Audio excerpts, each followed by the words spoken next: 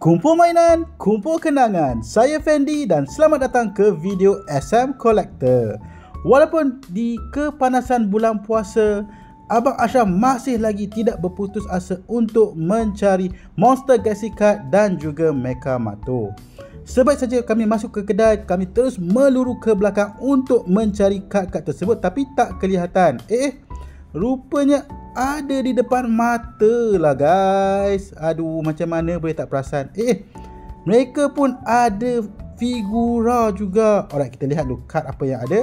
Seperti biasa, Cyclone Fury, Pack Quest, Mecha Mato, Blast dan juga Capture. Nampak Abang Ashraf tu dia dah mula rambang mata nak ambil kad apa. Biasalah, cubaan bulan puasa.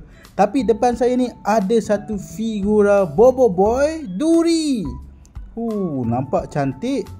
Dan di belakang ianya juga menunjukkan beberapa jenis figura yang ada seperti Solar dan juga Sori. Sori adalah gabungan Solar dan juga Duri. Kotak dia pun lawa. Dan tak ketinggalan mereka pun ada figura Mecha Mato dan juga Mecha Blaster tu. Dia punya articulate design memang nampak cantik. Tapi tak apa, fokus kita kena kembali kepada kad yang ada di depan mata. So saya dan Abang Ashraf memang confirm nak ambil kad 4/9 Pack Quest yang ada Bobo Boy Blaze di depan. Kami terus pergi membuat pembayaran dan inilah Pack Quest yang kita telah ambil. 4/9 gambar depan Bobo Boy Blaze. Bagi yang tak tahu, Pack Quest ni adalah pack lama yang tak boleh diguna untuk bermain di dalam tournament. Pada peminat tegar Bobo Boy, mereka boleh dapatkan Pack Quest ni sebagai koleksi. Dan seperti biasa, tagline kumpul, main dan juga gabung.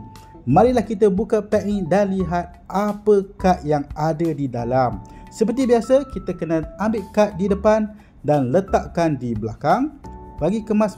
Dan kad pertama kita adalah kad cara permainan. Alright, letak kad ni ke tepi. Sebenarnya kad kita adalah Tuan Guru Gaharum. HP 160, attack 120. Efeknya pula, efek kad lawan tidak berkesan. Seterusnya adalah Fang. HP 140, attack 100. Sayangnya kad ini tiada efek. Kad seterusnya Bobo Boy Duri. HP 160, attack 120. Sama juga tiada efek. Tumbasaurus Rex.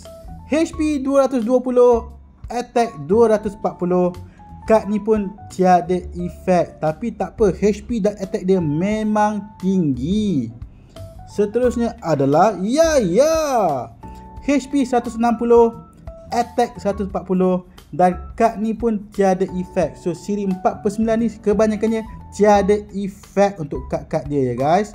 Dan yang terakhir, Bobo Boy Blaze.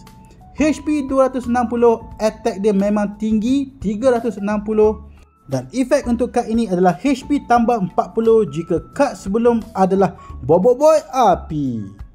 Seperti biasa, design dan juga artwork Bobo Boy Blaze ni tak pernah mengecewakan dan selalu impresskan saya. Dia punya design memang cantik dan juga kemas.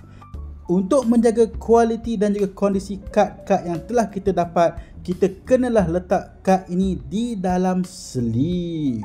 Dan macam saya cakap tadi, kad Quest ni adalah kad lama, so kita kena selalu jaga.